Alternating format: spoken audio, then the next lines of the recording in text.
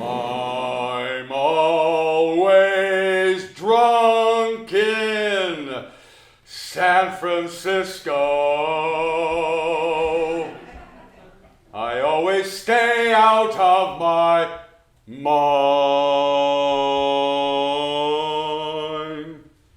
But if you've been to San Francisco, they say that things like this go on all the time. It never happens nowhere else. Maybe it's the air. Can't ever seem to help myself.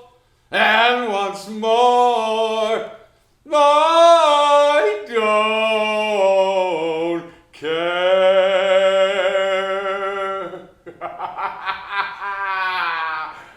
I'm always drunk in San Francisco.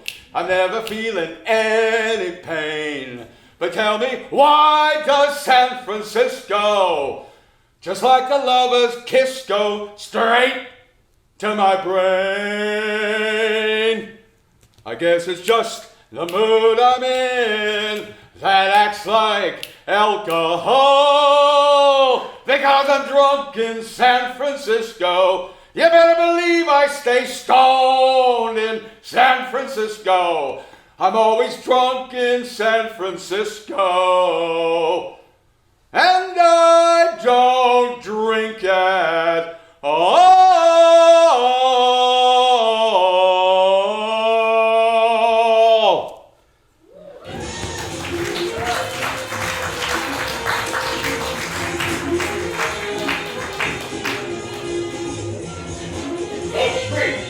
San Francisco.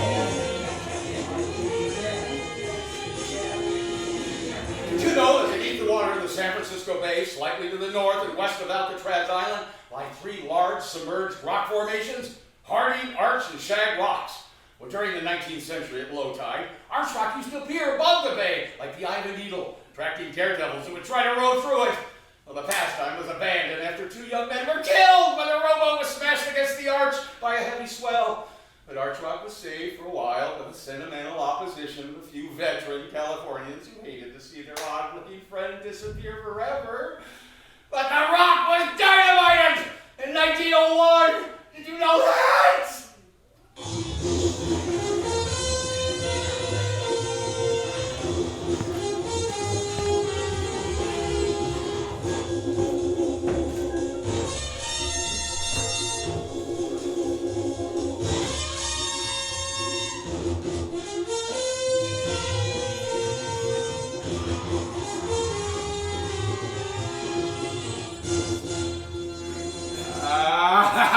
San Francisco! I just love it here. The beauty, of course. The weather. The food. Yes. The Giants! Spring training! Well, they still need a power hitting in left field. And the history. Well known and obscure. It's amazing. I mean, think about it. How many new international cities exploded on the world map? Like San Francisco. There had been a little known settlement called Yerba Buena, but in 1849, when gold was discovered, it was the place to go.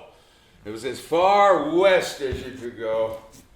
On the edge of the continent.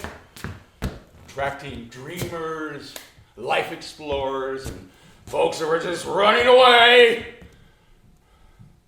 How many cities are known throughout history by so many different names?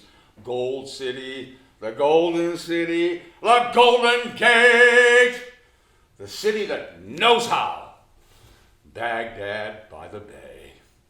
Fog City, shaky town, the city by the bay, and, grudgingly known, mostly by tourists, as Frisco. Or, more recently, you hear a lot of San Fran, but, of course, by anyone who's lived here for a while, it's simply known as the city. How many cities are known for eras? Well, not decades. In the beginning, there were, of course, the 49ers brought the whole world here to the famous or infamous Barbary Coast. I mean, San Francisco was the unofficial capital of the Wild West. Yeehaw! Next, it was, unfortunately, known for the worst disaster ever to happen to a major world city, the earthquake and fire of 1906.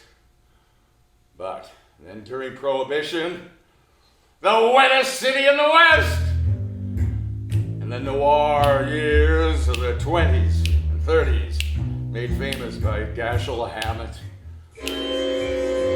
And the Fillmore District is the Harlem of the West, the Renaissance of jazz, changed music forever. And in World War II's jumping off point to the Pacific, as a young soldier hanging out in San Francisco, this might have been their last taste of freedom, the crazy fun, before being shipped to the Pacific hell. Some of them never to return to San Francisco for their trip home. The 50s brought the beats. Jack Kerouac, Allen Ginsberg, Michael McClure, Gary Snyder, so many other great poets, writers, painters, sculptors. It was another Renaissance wave, that's for sure. Followed by one of the most important decades in history, the 60s, with the anti-war hippie movement and Summer of Love, introducing psychedelic music to the world, along with some of the greatest bands of all time, like the Jefferson Airplane, Tears of America, Volunteers of America, and of course the good old Grateful Dead. And one of the greatest singers I ever saw, the late great Janis Joplin. Me, yeah, down on me, along with Big Brother and the Holding Company. Well, those 2 decades alone changed world culture. Well, the 1970s kicked open the closet door to the Castro District with the large gay and lesbian communities. Along with the music of disco with Sylvester.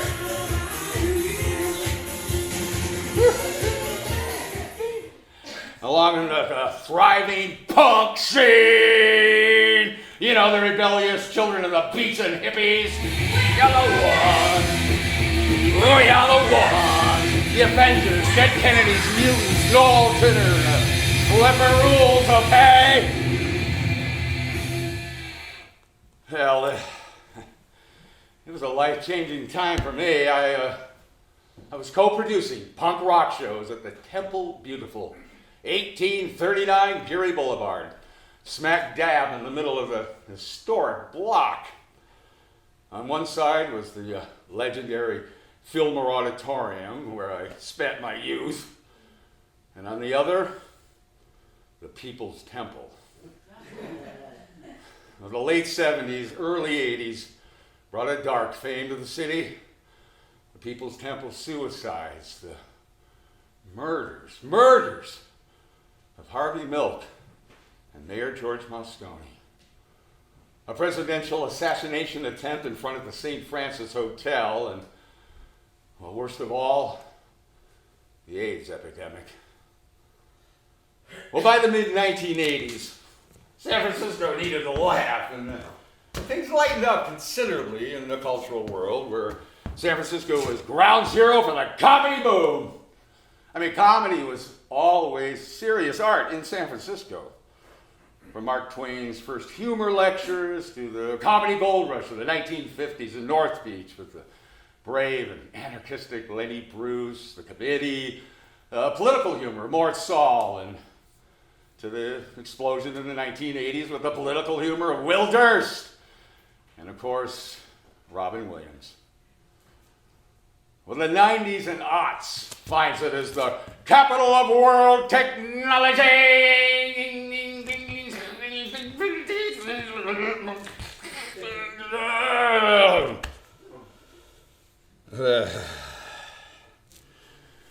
Well, it's changed the city in so many ways.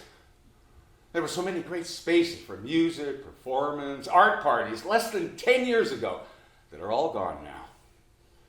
I had a friend who had been an award-winning sound designer at the Magic Theater, technical director at the Exploratorium, musician, composer, former bandmate. Well, he got priced out of the city, and last I heard, he was sleeping in the back seat of a car in a garage up in Washington State. I had another friend who actually ran and lived in his own art space.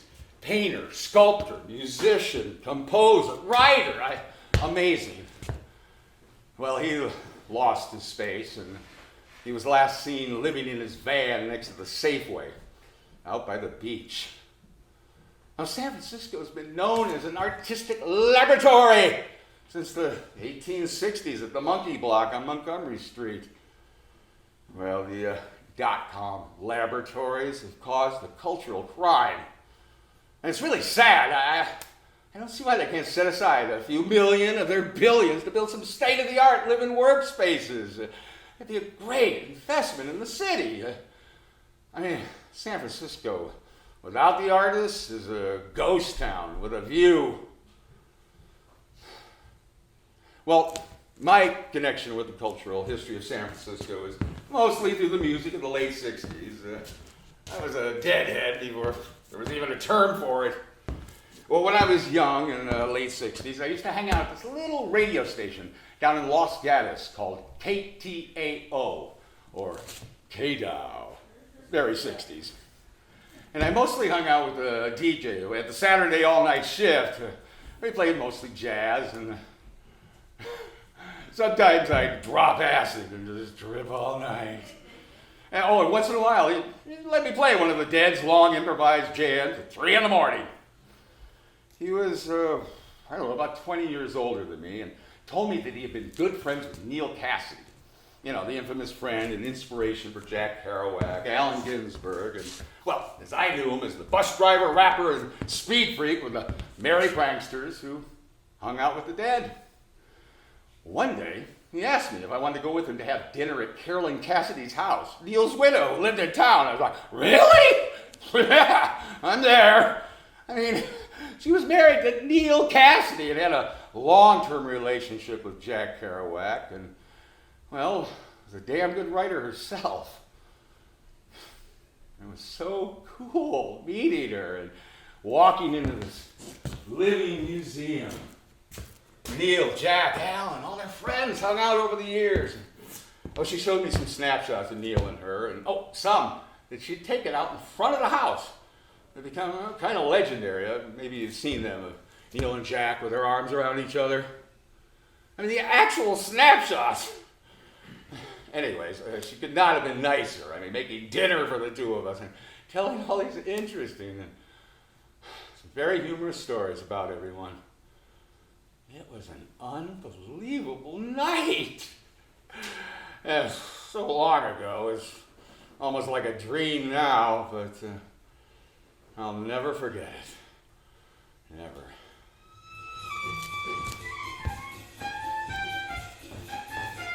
I saw the best minds of my generation destroyed by madness, starving, hysterical, naked, dragging themselves through the Negro streets at dawn, looking for an angry fix.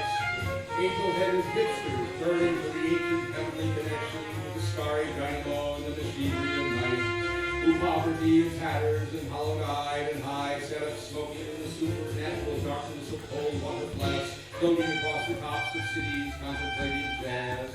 Where'd you meet Jack Kerouac? They asked him. when we walked into the place. The place, the favorite bar of the hep cats around North Beach. Oh, I always meet my bodhisattvas in the street. Gary Snyder yelled, and then on it beers! Yeah, it was a great night. A stark night in more ways than one. Well, he and some other poets were scheduled to give a poetry reading at the 6th Gallery in town, and they're all meeting in the bar and getting high. But as they sat around, I thought he was the only one who didn't look like a poet. No poet he was, indeed. The other poets were either hard-ribbed intellectual hepcats with wild black hair, like Allen Ginsberg, or, delicate, pale, handsome poets, like Michael McClure, in a suit, or out-of-this-world, genteel-looking Renaissance Italians, like Philip Lamontier, who was like a young priest, or a bow-tied, wild-haired old anarchist fudge, like Kenneth Rexroth, or big, fat, bespectacled, quiet boo-boos, like Philip Whalen. And all the other hopeful poets were standing around in various costumes, worn sleeve corduroy jacket, scuffly shoes. But Gary Snyder was in rough whirlingman's clothes. He bought secondhand in Goodwill stores. He showed great sympathetic interest in me. He claimed at once that I was a great bodhisattva, meaning great wise being or great wise angel, and that I was ornamenting this world with my sincerity. Oh, Gary's buddy, big old good-hearted Philip Whalen, 180 pounds of poet meat. Who is he? I asked. It's my big best friend from up in Oregon. Well, at first you think he's slow and stupid, but actually he's a shining diamond. You'll see. Well, anyway, I followed the whole gang of howling poets to the reading of the 6th Gallery that night, which was, among other important things, the night of the birth of the San Francisco Poetry Renaissance! I mean, everyone was there.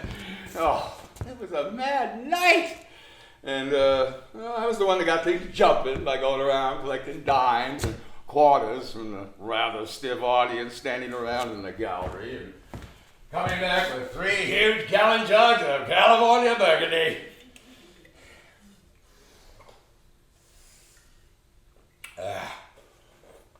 And getting them all piffed, so that by 11 o'clock, when Allen Ginsberg was reading his poem Howl, drunk with arms outspread, everybody yelling, "Go, go, go, go," like a jam session, and old Kenneth Rexroth, the father of the Frisco poetry scene, was wiping his tears in gladness. Oh, Gary himself read his fine poems about Coyote, god of the North American Plateau Indians. "Fuck you," sang Coyote, and ran away. Read Gary to the distinguished audience, making them all howl with joy. It was so pure. You know, fuck being a dirty word that comes out clean.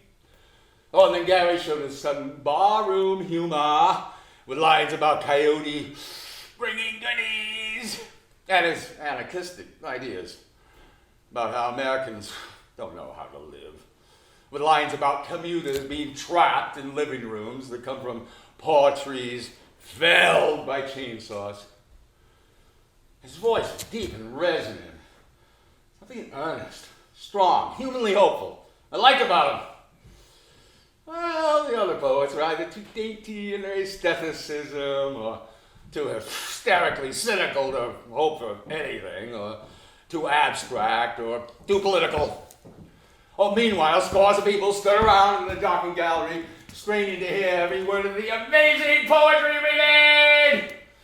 As I wandered from group to group, facing them and facing away from the stage, urging them to glug a slug from the jug. Oh, wandered back and sat on the right side of the stage, giving out little wows and yeses of approval, and even whole sentences of comment with nobody's invitation, but in the general gaiety, Nobody's disapproval either.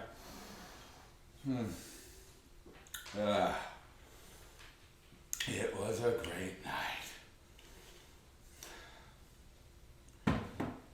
Delicate Philip Lamontia read from a delicate onion skin which he kept flipping carefully with long white fingers, the poems of his dead chum, Hoffman, who had eaten too much peyote in Chihuahua. But read none of his own poems. Charming elegy in itself to the memory of the dead young poet. And read them in a delicate English voice that had me crying with inside laughter. Though later I got to know Philip and liked him. Among the people standing in the audience was Natalie Jackson, a girl with a short haircut, red-haired, bony, handsome, a real gone chick. And a friend of everybody of any consequence around North Beach, who had been a writer herself, and was bubbling over with excitement at the time because she was in love with my old buddy Neil Cassidy. Great! Hey, Natalie, I yelled, and took a big slug from my jug and shined eyes at me.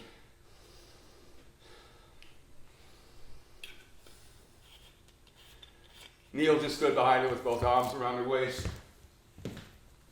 Oh, between poets, Kenneth Rexroth would get up and make a little funny speech in his snide, funny voice and introduce the next reader. But, as I say, come 11:30, when all the poems were read and everyone was milling around wondering what had happened and what would come next in American poetry, he was wiping his eyes with his handkerchief. Oh, and we all got together with him. The poets drove in several cars to Chinatown for a big fabulous dinner off the Chinese menu with chopsticks, yelling conversation in the middle of the night in one of those free-swinging, great Chinese restaurants in San Francisco. This happened to be Gary's favorite Chinese restaurant, Sam Wo. And he showed me how to order, how to eat with chopsticks, and told anecdotes about the Zen lunatics of the Orient. And me going so glad, and we got a bottle of wine on the table. And finally, I went over to an old cook in the doorway and asked him, "Why did Bodhidharma come from the West?" "I don't care," said the old cook. I told Gary, and he said, "Perfect answer. Absolutely perfect. Now you know what I mean by Zen."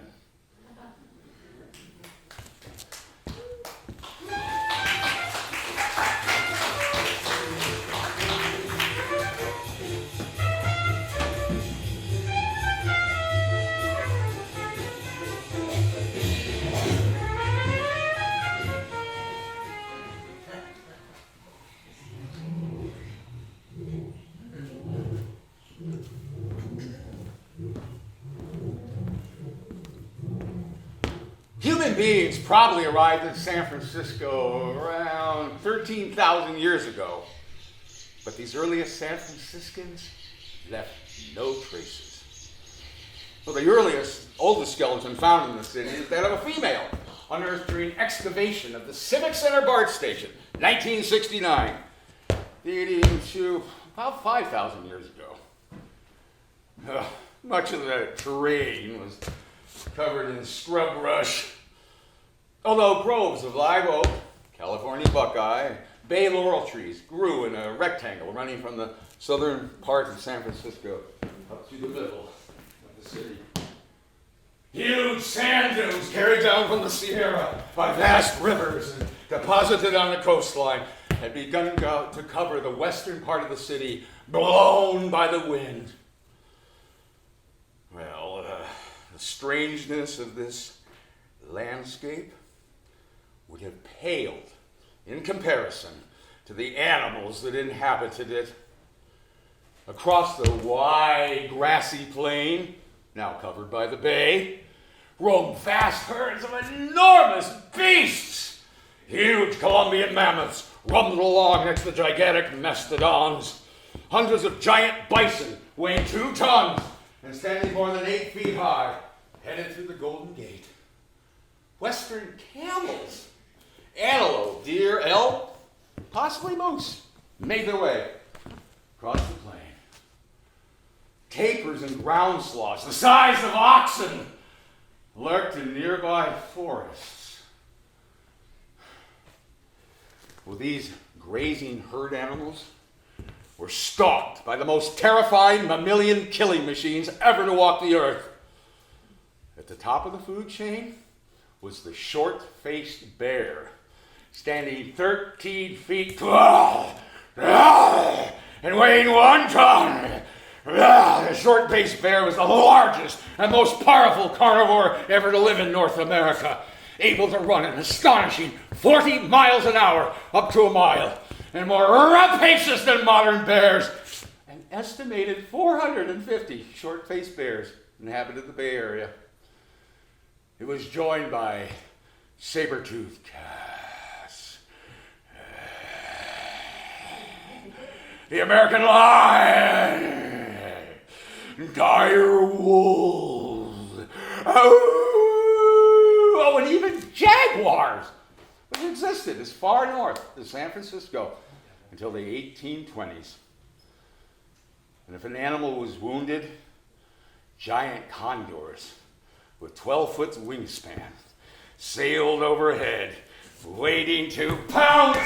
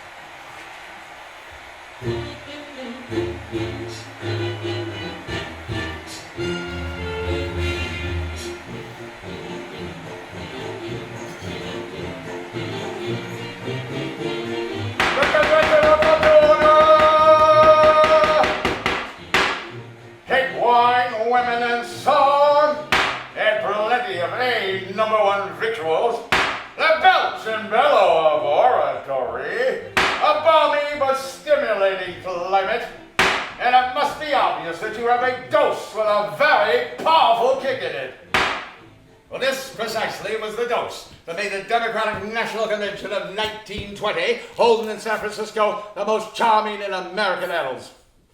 The whole population shared in the credit for it. But chief praise went justly to the Honorable James Rolfe, Jr., mayor of the town. He was a man of bold imagination, and more than anyone else, he was responsible for the humane and enlightened entertainment of the delegates.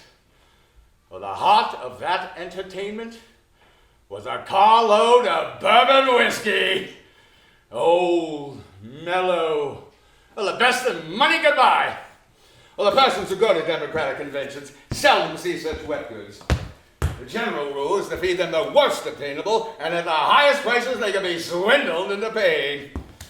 It is assumed they'll drink anything, provided only they have enough kick.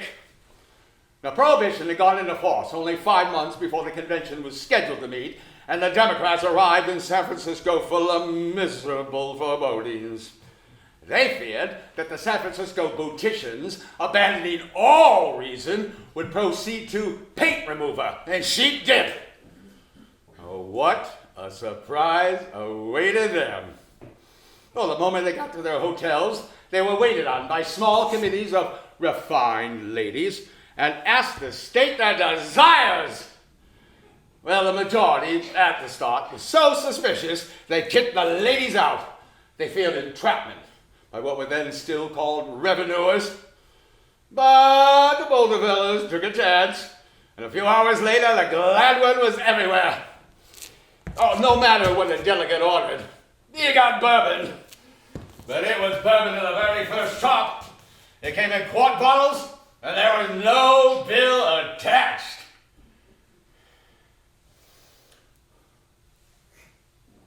Woo! Ah! Yeah!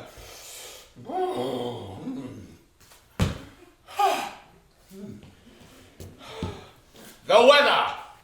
A series of days so sunshiny and caressing. Another was the hall in which the convention was held. A new city auditorium so beautiful that the assembled politicos felt like sailors turned loose in the most gorgeous bordellos in Paris. Downstairs in the spacious basement, there were lunch counters offering the whole repertory of West Coast delicacies at cut-rate prices. But under it all, of course, lay the soothing pharmacological effects of Jim Rolfe's incomparable bourbon. The effects of that bourbon were so wondrous. The bourbon had a positively therapeutic effect and cured them of whatever they were suffering from when they got to town.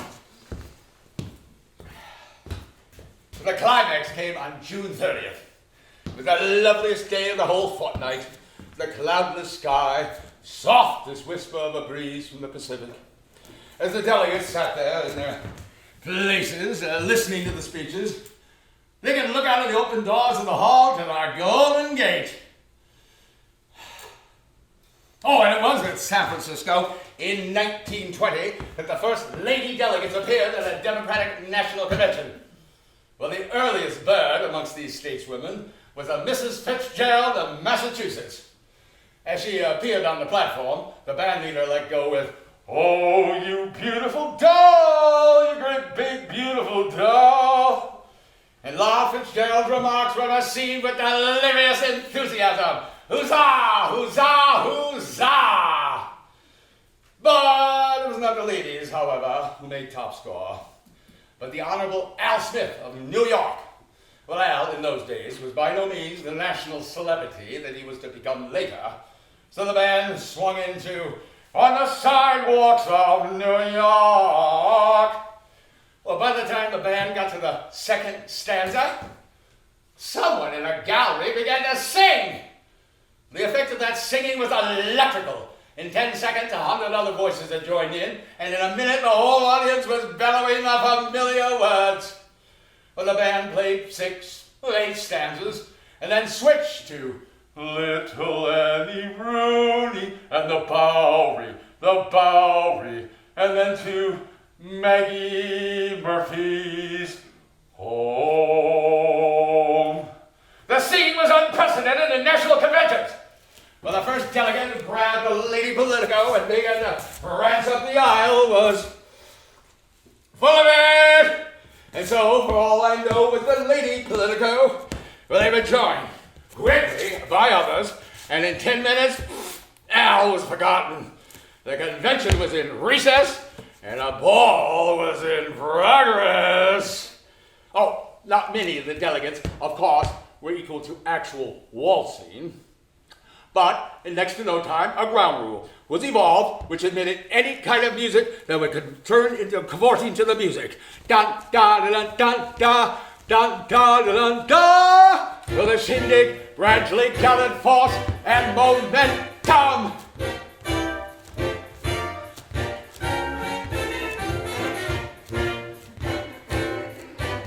Well, by the end of the first half hour, the only person on the floor who was not dancing were a few antisocial hardshell Baptists from Mississippi.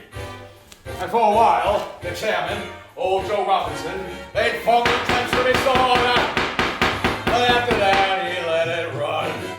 And run it did, until the last hoofer was exhausted.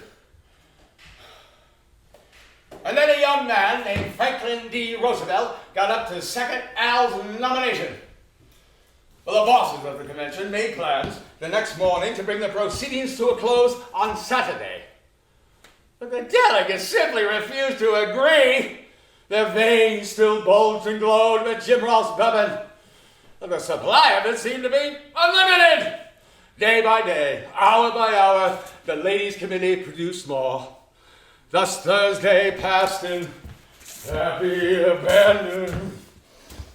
And then Friday, woo-hoo! Well, on Saturday, somebody proposed boldly to adjourn the convention over the weekend. And the motion was carried by a vote of 998 to 26. Well, that afternoon, the delegates, each packing a liberal supply of bourbon, entered into taxicabs and set out to see what was over the horizon. Well, San Francisco was perfect, but they sweated for new worlds, new adventures. Well, on the Monday following, some of them were roped by the police in places more than 100 miles away. I myself awoke on Sunday morning on a beach at Half Moon Bay. But that was caused not by Jim Rolfe's bourbon, but by the poet George Sterling's grappo. A kind of brandy distilled from California grapeskins with the addition of strychnine. Well, after the delegates went home, the Methodists of San Francisco got wind of the bourbon and started a noisy public cry into its provenance. But Jim Rolfe, who was a very dignified man, let them roar on without deigning to notice them.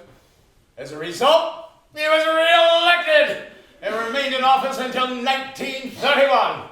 And in that year, he was promoted by the appreciative people of all California to the highest place in their gift. And there he lived, and there he was until his departed days, 1934.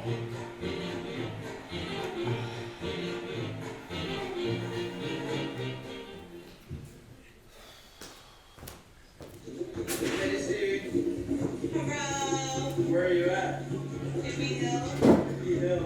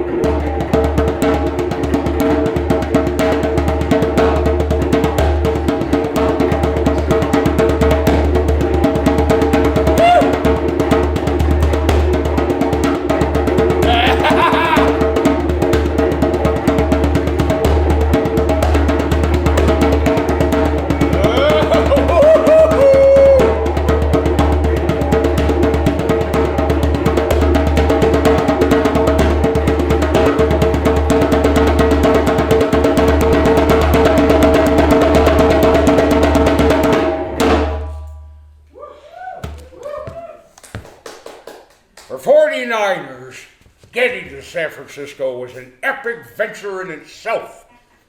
Well, there was the sea route starting off in New York or Boston, rounding Cape Horn, an 18,000-mile trip.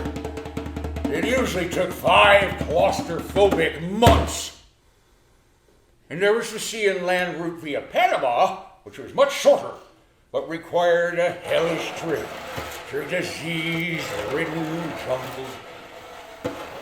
And there was the overland route, jumping off from St. Joseph, Missouri. But this meant dealing with vast deserts, unknown mountains. Each of these routes were long, expensive, and arduous. Many 49ers died en route, their bodies tossed into the ocean or buried by the trail. So, when these thousands of young men first sailed through the magnificent entrance of the bay and set eyes on San Francisco, they never forgot it. Well, the first thing the 49ers saw as they sailed around Clark's Point at the base of Telegraph Hill was a forest of ship's masts. Hundreds of ships were crowded next to each other off the cove, forming a perfect town upon the water. Well, most of these ships had been abandoned by their gold-crazed crews the instant they dropped anchor. Well, once ashore, the Argonauts found themselves in a place unlike any other on Earth. Combination campground, casino, construction zone, battlefield, strip club, depot, garbage dump, stock exchange and amusement park. The sheer spectacle was astonishing. Men in strange costumes, speaking a babble of tongues, hurried about everywhere, like ants in an anthill. Most were heavily armed. Thousands of tents were pitched anywhere and everywhere. Well, at night, this vast, colorful canvas city turned into a fairyland as lanterns illuminated the tents from within, and hundreds of fires lit up the surrounding hills.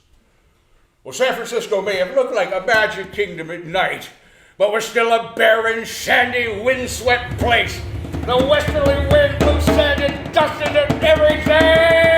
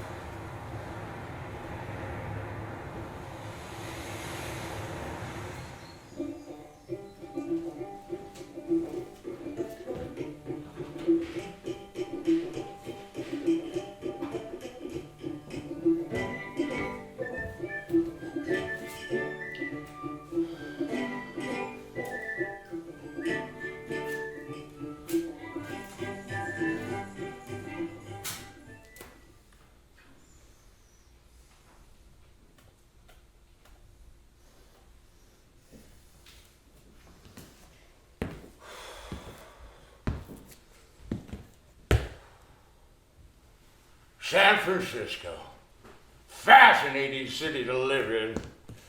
It's handsome at a fair distance, but close at hand one notes that the architecture is mostly old-fashioned. Many streets are made up of decaying wooden houses. Even the kindly climate is sometimes pleasanter when read about than personally experienced. Nobody ever wears summer clothing.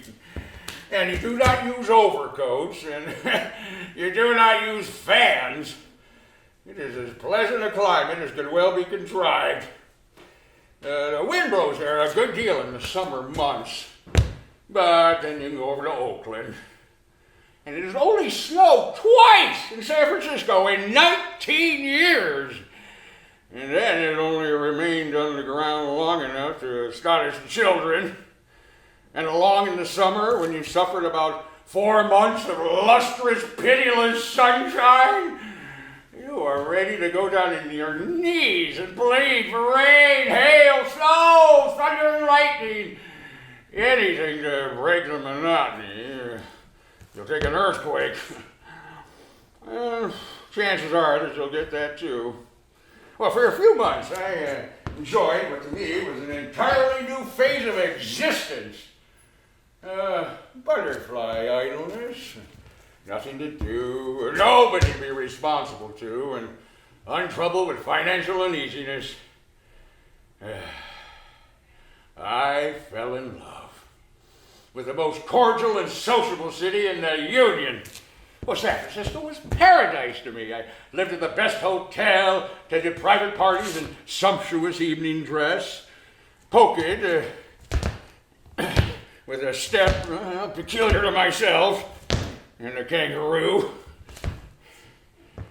But I kept the due state of a man worth $100,000, likely to reach absolute affluence when that silver mine sale should be ultimately achieved in Nevada. But then all of a sudden, out went the bottom and everything went to ruin. My hoarded stocks were not worth the paper they were printed on. I had not now as much as $50.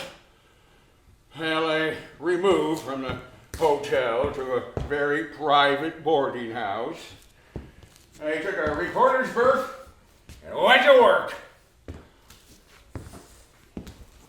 A month afterwards, I enjoyed my first earthquake. Yeah, it was one which was long called the Great Earthquake of '65, and was doubtless so distinguished till this day. It was just afternoon. I was coming down 3rd Street, all the solitude and a Sabbath stillness. As I turned a corner, there was a great rattle, jar. It occurred to me that here was an item. No doubt a fight in a house. But before I could turn to seek the door, there came a really terrific shock. The ground seemed to roll under me in waves, interrupted by violent joggling up and down. I fell up against a framed house and hurt my elbow.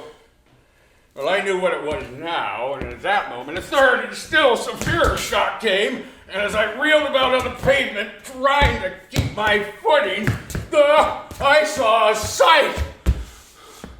The entire front of a 4-story brick building on 3rd went sprawling across the street. Every door of every house, as far as the eye could reach, was vomiting a stream of human beings. Gentlemen and ladies who were sick or taking a siesta thronged into the streets in all sorts of queer apparel. And some without any at all. A prominent editor flew down the stairs in the principal hotel, nothing on but one brief undergarment, met a chambermaid and exclaimed, "What shall I do? Where shall I go?" She responded, "Well, if you have no choice, you might try a clothing store." A minister was closing the services. He glanced up and said, "Keep your seats. There's no better place to die than this." And then added after the 3rd shock, "But outside is good enough." He then skipped out the back door. Well, the earthquake episodes that formed the staple of San Francisco gossip would fill a book. So I will diverge from the subject. After 3 months' absence in the Sandwich Islands, I found myself in San Francisco again without employment. I tortured my brain for a saving scheme of some kind. And at last a public lecture occurred to me. I sat down and wrote one. I showed it to several friends, but they all said nobody would come to hear me and that I would make a humiliating failure of it. Well, I was disconsolate now.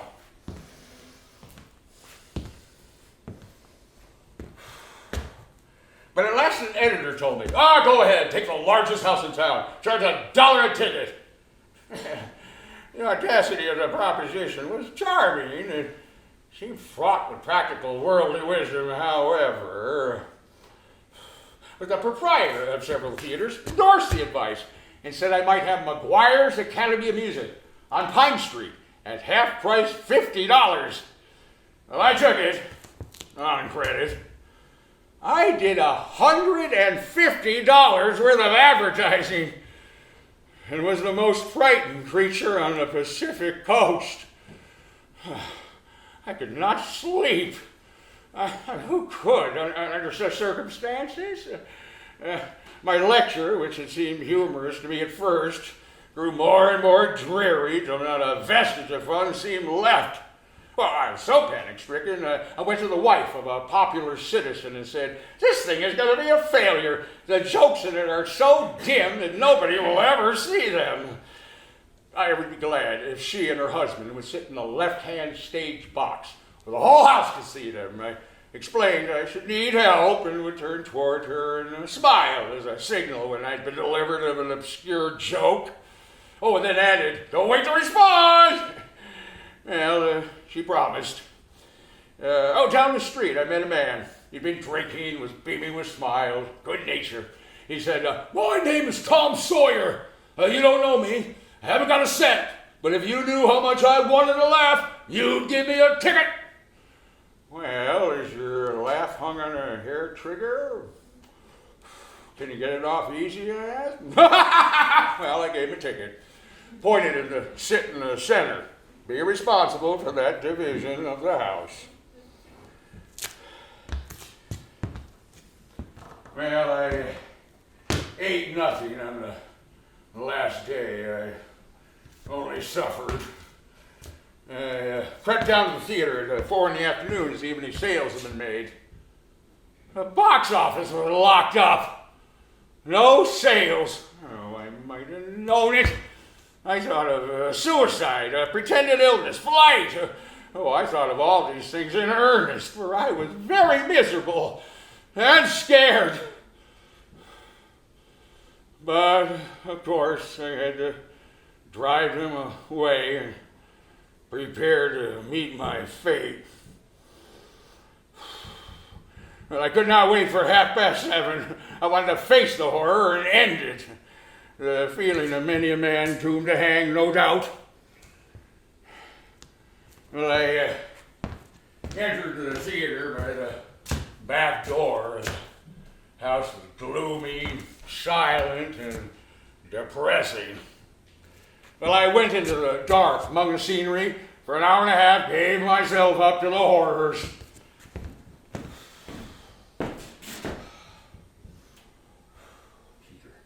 Peter Piper picked a peck. Peter Piper picked a peck up. Peter Piper picked a peck of pickle. Peter Piper picked a peck of pickle.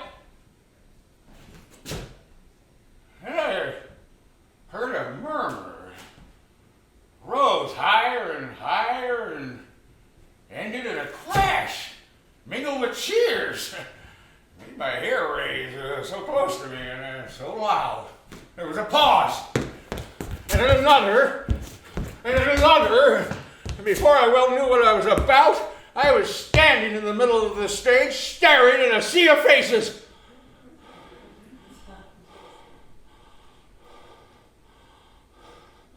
Bewildered by the fierce glare of the lights, quaking in every limb with a terror that seemed to take my life away. The house was full. Aisles and all.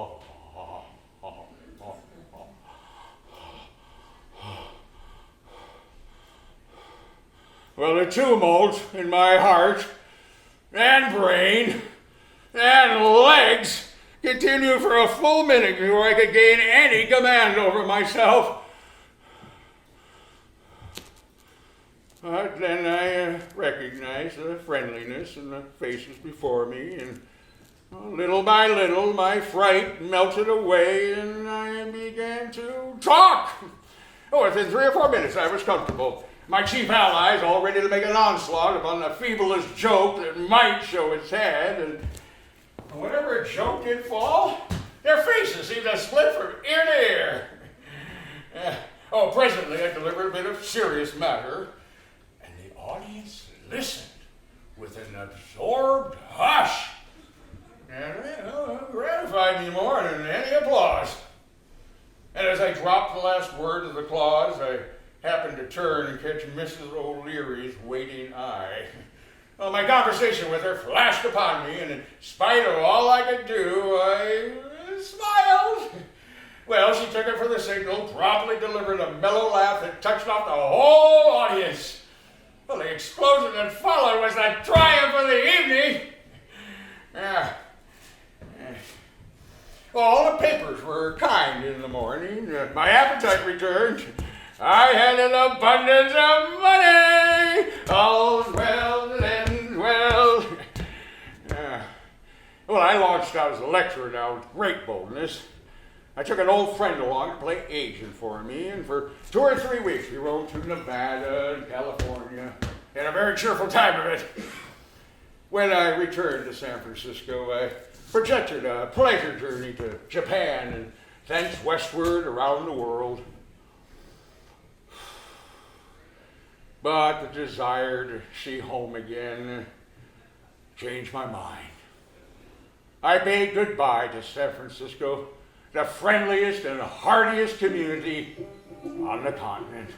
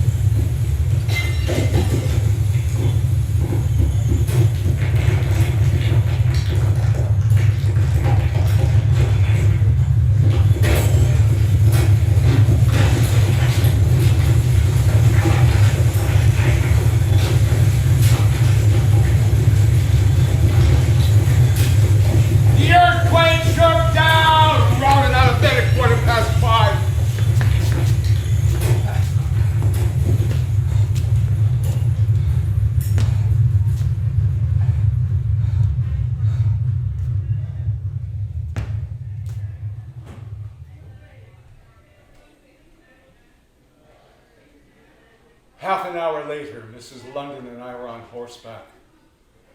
We rode miles over the surrounding country. An hour after the shock, from a high place in the mountains, we could see the smoke of burning San Francisco. San Francisco is gone. Not in history has a modern imperial city been so completely destroyed. San Francisco's burning was a lurid tower visible 100 miles away, reddening the sun, darkening the day.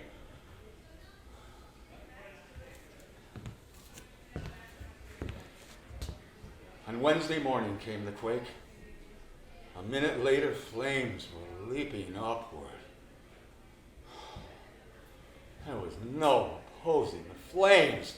There was no organization, no communication. The steel rails were twisted into perpendicular and horizontal angles. All the shrewd contrivances and safeguards in man had been thrown out of gear by 30 seconds twitching of the earth crust. East, west, north, and south, strong winds were blowing upon the doomed city. The heated air rising made an enormous suck. Near to the flames, the wind was often half a gale. Time and again, successful stands were made by the firefighters. But every time the flames flanked around on either side and turned to defeat the hard-won victory. Remarkable as it may seem, on Wednesday night, while the whole city crashed and roared into ruin, it was a quiet night. In all those terrible hours, I saw not one woman who wept, not one person who was in the slightest degree panic-stricken. Well, before the flames lay tens of thousands of homeless ones. Sometimes a whole family was harnessed to a carriage that was weighted down with their possessions, while every other person was dragging a trunk. Yet everybody was gracious. Never in all of San Francisco history were her people so kind and courteous as on this night of terror.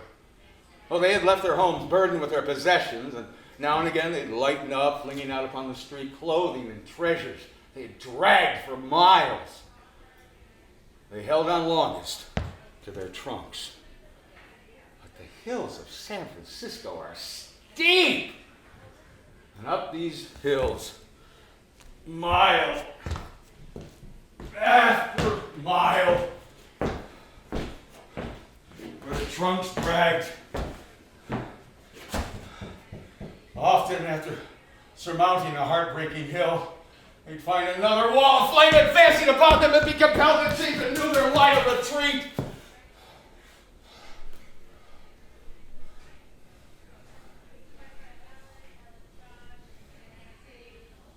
In the end, thousands of them were compelled to abandon their trunks.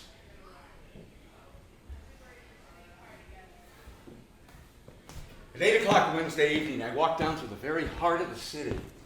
I walked through miles of magnificent buildings. There was no fire. All was in perfect order. Police patrolled the streets. Every building had its watchman at the door. Yet it was doomed. At 1 o'clock in the morning, I walked down through the same section. Everything still stood intact. There was no fire. Yet there was a change. A rain of ashes was falling. The watchmen at the doors were gone. The firemen had been withdrawn. The district had been absolutely abandoned. I stood at the corner of Kearny and Market in the very innermost heart of San Francisco. Kearny Street was deserted. Half a dozen blocks away, it was burning on both sides. Surrender was complete. There was no water. The sewers had long since been pumped dry. At 9 o'clock Wednesday evening, I passed through Union Square. It was packed with refugees. Thousands of them had gone to sleep on the grass. 1:30 in the morning, Three sides of Union Square were in flames. The fourth side, where stood the great St. Francis Hotel, was still holding out. An hour later, ignited from top and sides, St. Francis was flaming heavenward. Union Square, heaped high with mountains of trunks, was deserted. Troops, refugees, and all had retreated. A fortune for a horse! A fortune for a horse! The flames are on all four sides of the square at this time. I urged the man to seek safety. He was an old man and he was on crutches.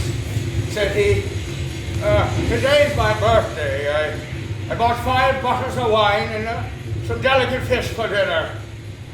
Well, I've had no dinner and all I own are these crutches.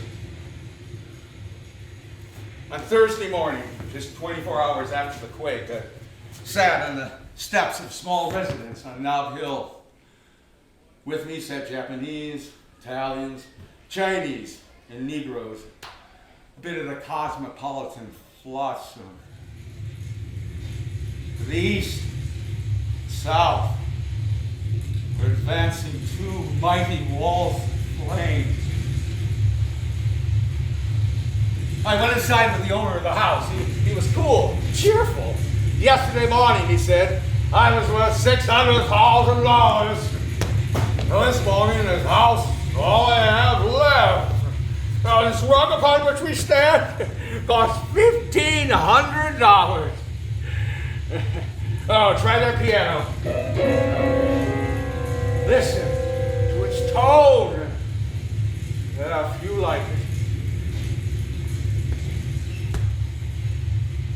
There are no horses. The flames will be here in 15 minutes. Outside, the old Mark Hopkins was just catching fire. From every side came the roaring of flames, the crashing of walls.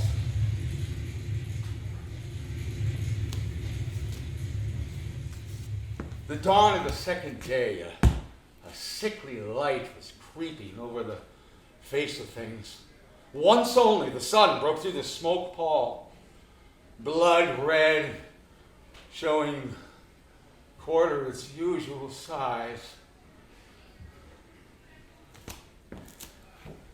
An hour later, I was creeping past the shattered dome of City Hall.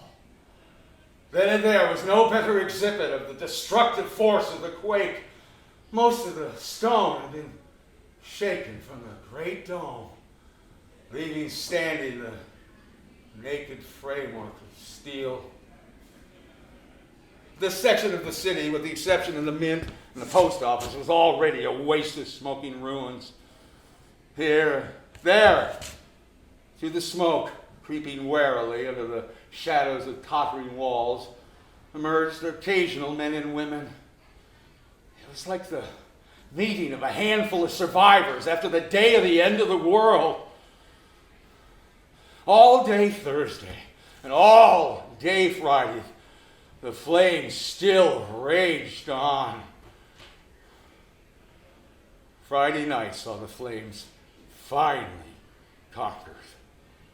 The last stand of the firefighters was made Thursday night on Venice Avenue. Had they failed there, the comparatively few remaining houses of the city would have been swept. San Francisco at the present time is like the crater of a volcano. It is estimated that over 100,000 people have left the peninsula on which San Francisco stood. The government has the situation in hand. The bankers and businessmen have already set about making preparations to rebuild San Francisco. An enumeration of the buildings destroyed would be a directory of San Francisco. An enumeration of the deeds of heroism would stock a library. An enumeration of the dead will never be known.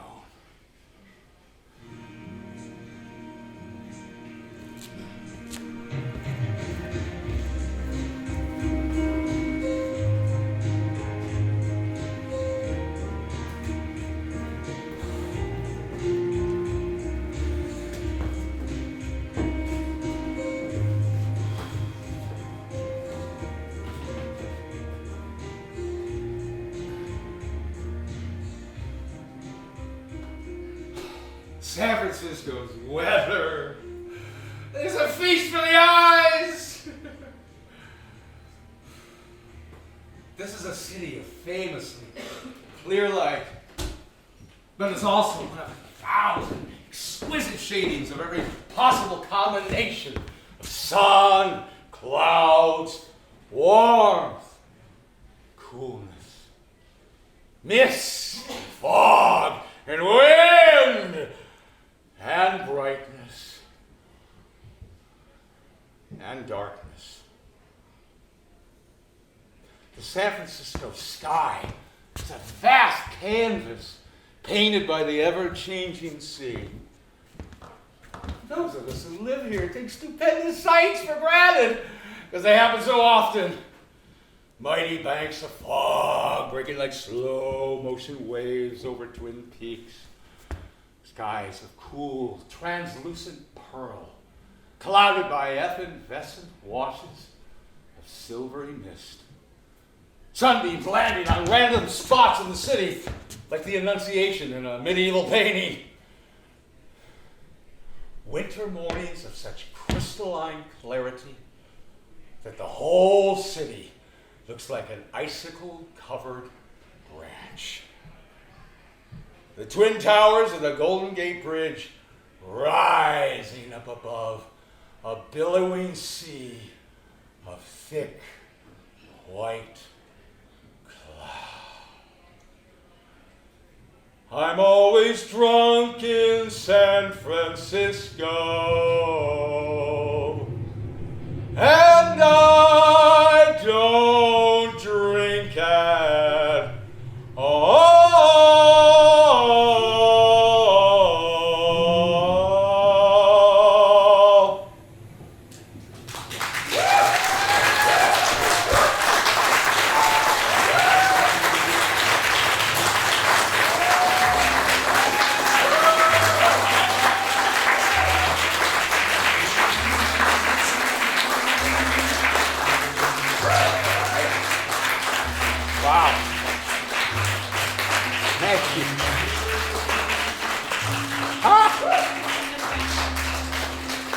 Thank you so much. Wow, this is amazing. I also want to thank Paul Seliga, the man behind the boards and lights. Incredible, a lot of sound cues. But I also want to thank you for coming out here on Saturday night. This is our second to last show, and we have one more show. And well, if you got any time, maybe Facebook, Twitter, I don't know, tell your friends. We have one more show tomorrow night at 7 o'clock. And it'd be really great, but boy, thank you so much. This is so great. I have my family here and many friends. Thank you. Have a good evening.